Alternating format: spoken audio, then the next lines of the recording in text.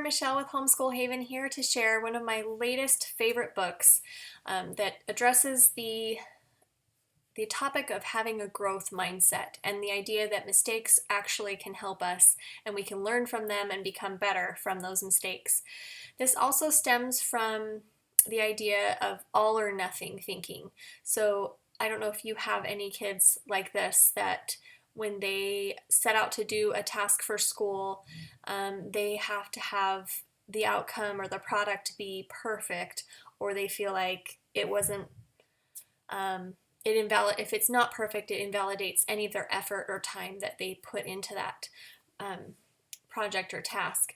I have suffered with this growing up, feeling like if I didn't get an A on everything, that I had somehow failed, and that all the effort that I had put into studying for the test or doing the project was now marked with a big red failure slash, and the idea that that would even be a bad thing is indicative of um, some thought processes that probably need working on, right?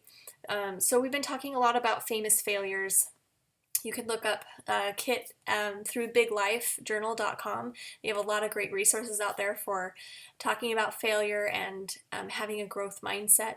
But this book I want to share with you is a book that you could pull at the library and have a great discussion about this as well. So, The Girl Who Never Made Mistakes, it's by Mark Pett and Gary Rubenstein, is about a girl named Beatrice who never made mistakes until one day that when she did.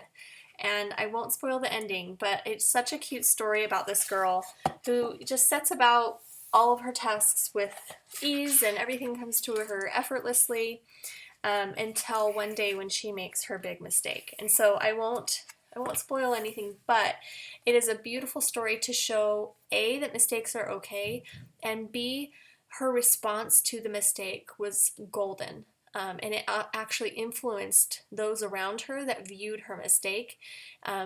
It helped them respond in a more appropriate way as well.